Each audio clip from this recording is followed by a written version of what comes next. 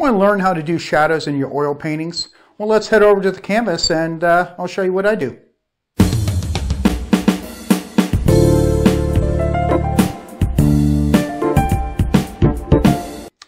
Hey everybody, Bruce with habowskistudio. Thanks for joining me for this continuing little series on developing this oil painting here. Today we're going to be working on the shadows in the sides of the houses here, and especially on the roadway here. If you're new to the channel, checking it out for the first time, thanks for joining me. I appreciate you watching. If you find this video interesting, please, I invite you to subscribe and hit that bell notification icon, and it'll alert you as to when I post new videos. And I'm going to lay out the palette again, and we'll go over that. It'll be the same that I've used in the previous 3 videos covering this whole development of this painting from the drawing up to this point. So if you haven't seen those, I'll put some links in the description, and most likely we'll do some card connection things in the video that you typically see on YouTube. So let's get going with the palette. Okay, what we have from colors from left to right. So I'm switching over to some Williamsburg titanium and zinc white mixture, some ultramarine blue, cobalt blue, cad yellow pale, cad yellow, cadmium red, and quinacridone red. And then for my medium, I'll be using liquid to help with the flow of the paint and to assist in drying a little bit faster. And now we're going to mix up some color and get to working on some shadows. Just want to talk about a few things first. Okay, everybody, like I said, what we're going to be working on today are the shadows in the houses and on the roadway here. And I'm also going to take a moment and check the straightness of horizontals and verticals in the painting. There's a few areas like in here that seem to be a little crooked. And I think today too we'll put in the some base tones for power lines and all that good stuff. So let's get to mixing some paint and get going.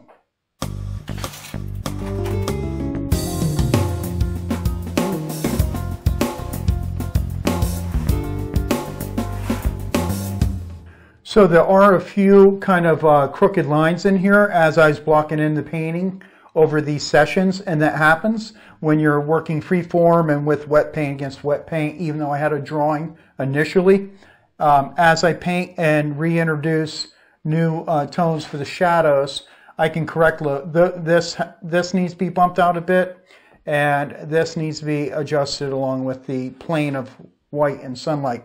So that's no big deal, and as I make those adjustments, I'll take my tape measure, or I can use a ruler or my brush if it's close enough to the edge, and just to see if it's correct or not. So just a little idea. Okay, just going to pre-mix some paint here now, and start with some of the whites, a little bit of liquid. I'm going to get some ultramarine blue in there.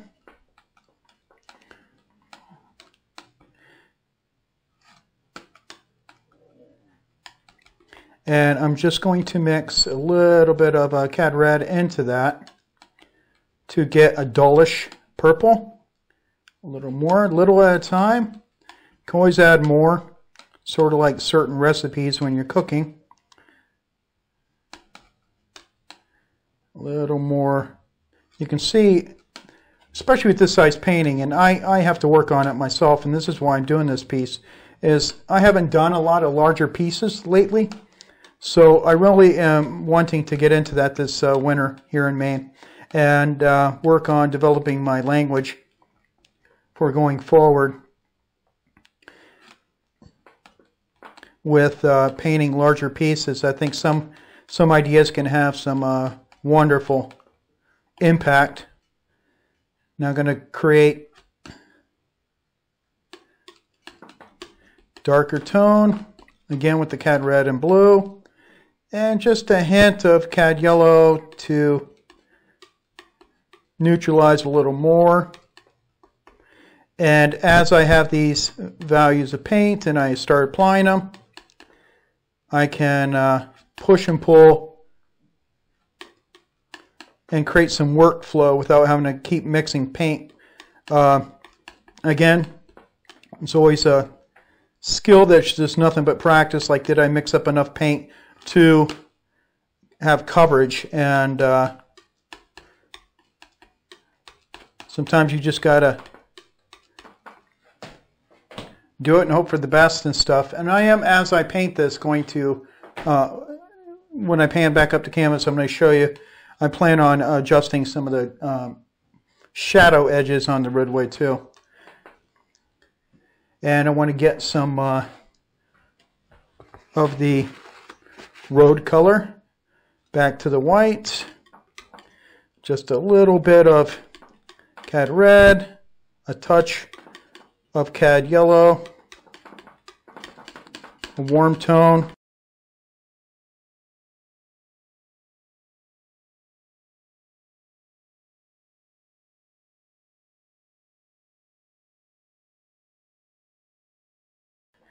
So let's get rolling with that, a little bit of liquid.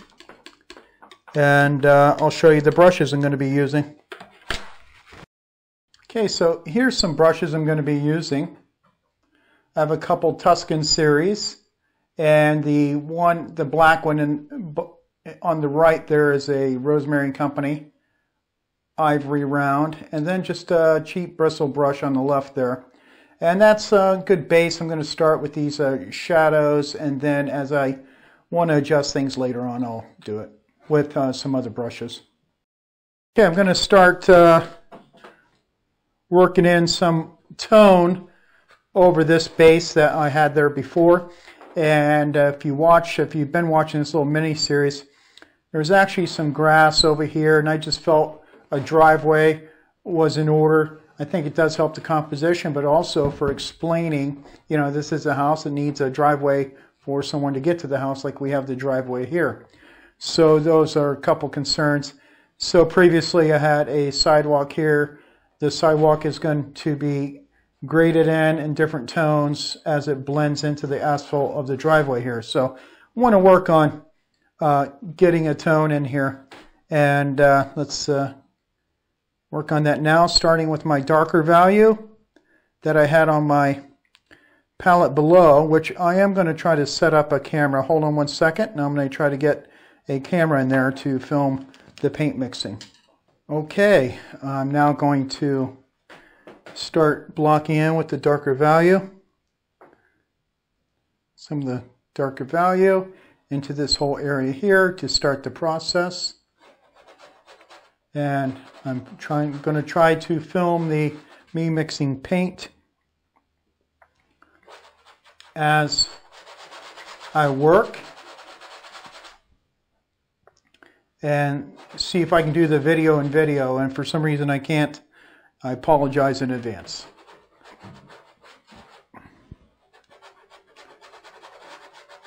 And too much liquid, it's going to make your paint transparent, so you may want that effect. I'm still fairly dry with the paint.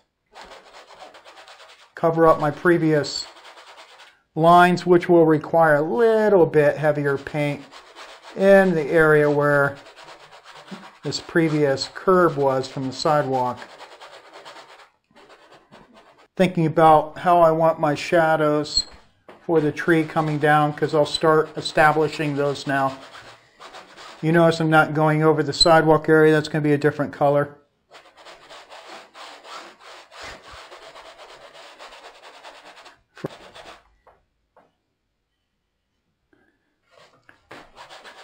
And this is the stage where the painting is going to go through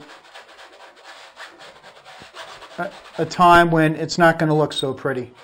And stick with it.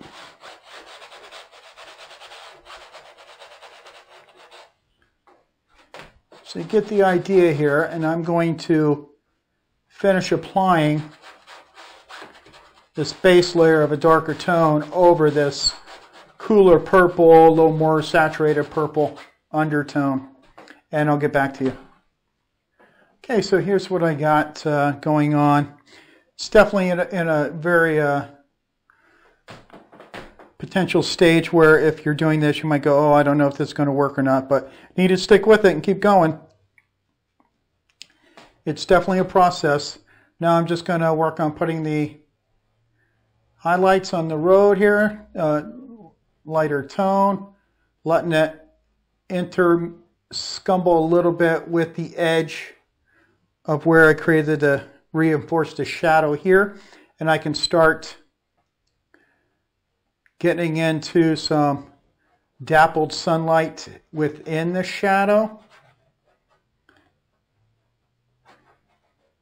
The tree shape comes in a little bit, plant a stronger mass of tone, and let it drift off. This is one way to get the sense of air in the shadow and also try to avoid the hard edges that can happen sometimes too easily. Don't get too caught up if your dappled sunlight's a little too strong here and there. You can adjust it with some smaller brushes momentarily. Just want to get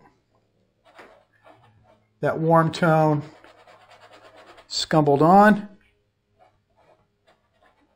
I actually haven't referred terribly to the reference photo. At a certain point, the painting's becoming its own little story. There will be information I need to access, of course, for architectural details and things of that nature, but we don't have to be a slave to our reference material. And sometimes, obviously, especially, for me still a little bit, even doing the channel with the videos, trying to concentrate on what I'm doing as a painting and talk and, shoot the video at the same time can be a little challenging for me, because you're kind of dividing up your attention span here, but do the best I can here.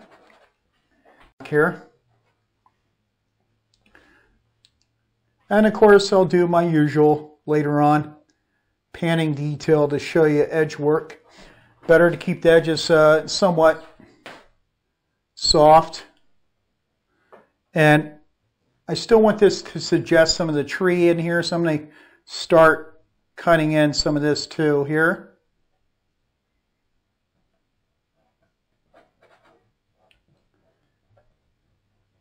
Just add interest to the pavement, and to the shadows on the pavement.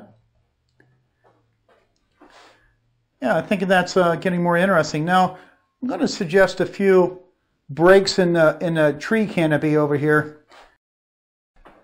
Now, I just wanted to show you how rather than have that edge like you see there, I want to I got a filbert, and I'm holding the brush as parallel to the canvas as possible, and I'm barely tickling those two edges together to soften it somewhat. I can always enhance, go back and forth over time, and improve upon it, but creates a nicer edge, not as abrupt looking. Okay, now I'm going to work on establishing another base tone on this house here. And like I was saying before, you can just do this a la prima if you wanted to, but I'm just experimenting with multiple layers to a painting here. Even with some like plein air work, you're gonna, when it's dry in the studio, sometimes we go over and adjust layers with scumbling and that sort of thing. Keeping it dry. And this is where I'll also go ahead and start building on the windows some more, while this layer that I'm putting on now is wet. And this is where I'll also clean up the vertical line that was a little crooked and that sort of thing. Trying to step back about a 4 foot, 3 foot, 4 foot, and that's the detail I want the viewer to see. And yet, you know, when they get closer, it's going to start breaking apart and become abstract is the plan. I don't want to get I don't want to be up here really being super careful. I want to try to keep a viewer's proper distance here. And my brush is just long enough. I'm checking. Pretty good, just a minor. Doesn't have to be a super architectural rendering here. Liking that base tone. Now let's correct some of this in here. I'm actually going to experiment and go with a little cad yellow into my light tone that I used on a roadway here. Mix in some of the tone that I used here. And see what happens. A little too greenish there. Touch in some red. A little more cad red. Get a warm shadow, see what that does. Add a little interest. So I'm totally kind of deviating from the reference photo quite a bit here. Not so much in the general structure and placement of the buildings, but in my interpretation of what the reference photo is. Trying to bring some life to the scene.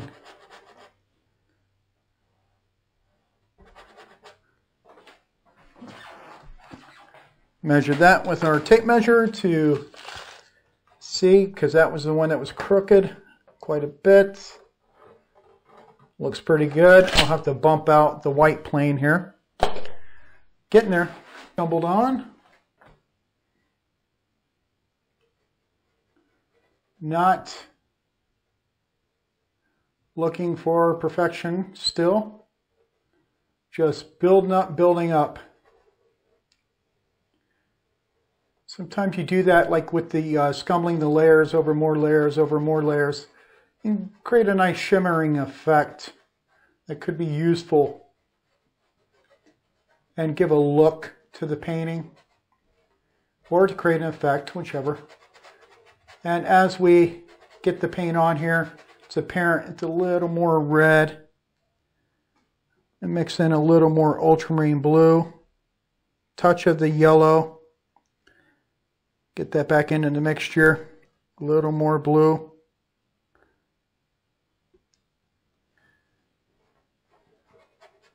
Trying to keep it dark. We'll do a little more adjusting on this potentially. There are a certain level of details that have to be put in, but kind of liking that. I'm going to go a little bit lighter in value, adding a little yellow, a little red, touch of a mixture of some dulled down white. And trying to be aware. I'm not trying to paint the shingles in there, but just some cross horizontal strokes. And this will be, again, in preparation for building on later some more. Not too light. If it gets a little too light, don't panic right away, because now we're going to take the side of the brush and just cut some of those in half, drift some of the edge away. And when we do that again, it'll start suggesting, like once this dries and we do another layer, it'll start suggesting some shingles there without painting every shingle is the plan. Study it some. While I have this reddish tone mixed up, I'm going to alter it a little bit with a little more yellow and red and get another base going on in this little porch roof. And if you remember from previous videos on this particular painting, when I have paint already mixed up for one area that can be applied to another or utilized in some way, I go ahead and do that. And I like how this is a little warm tones in there, but different type of warm tones here. Now let's go ahead and while we're at it, I got some blue mixture here. I'm going to alter a little bit with that red just a bit. Try to create a gray. There's a little yellow mixed into this darkish tone here, but let me see about a little too much red in there. Ultramarine blue in there. That's a little better. Go ahead and establishing another layer for contrast in here on this porch roof. Starting to crystallize a bit. Okay, we're progressing along on the painting. I got some nice little base tones in for the porch roof on the houses on the side. So we're going to continue on doing a little more work on, I got a shape of a tree I want to get in on the right hand side. I want to get that established, prepare that for the next session. But we're moving right along, and so far I'm pretty happy with it. So let's continue. What I'm doing now is I've got working on the tree in the corner here using a Tuscan flat size 4. The paint's somewhat fluid. I have some liquid in there, a little bit of Turks to get it a little bit more, give it a little more flow. Then as I get to the edge here, I'm referring to my reference picture, cutting in shapes, and I can redefine some of those shapes when I cut around them again with the roof tones behind the tree. And I don't try to brush out the paint too much. Try to apply it. And up in here in the more darker mass area, I'm still leaving some of that original purple through there. Better to leave some, study it when this layer is dry, because this is, again, just another base tone that I'll build on. Then I'll decide how much more I want to cover. Picking up lots of paint, picking up paint frequently. Probably getting 6 strokes out before I have to reload.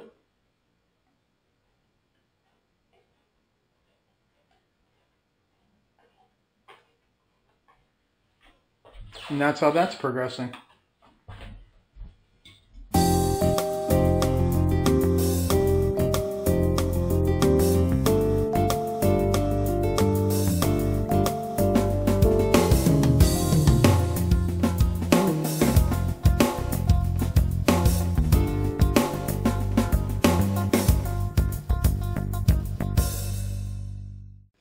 Okay, so here's what we got going on so far.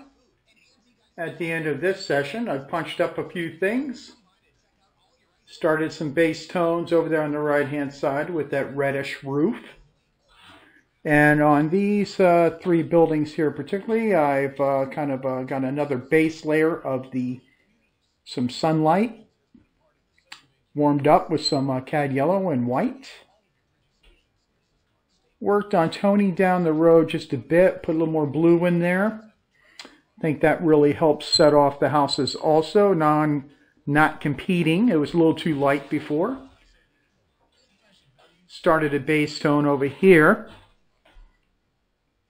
So I'm pretty overall happy with its progress. Try to show you some details here.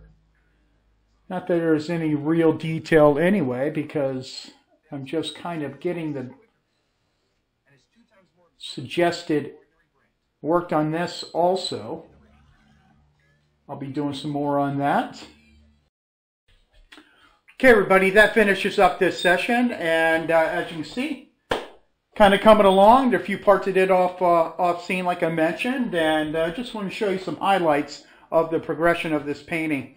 Again, if you're new to the channel and you liked what you saw, I invite you to subscribe. And everyone can find me on Facebook at habowskistudio, Instagram, habowskistudio. And until the next video, we'll see you later.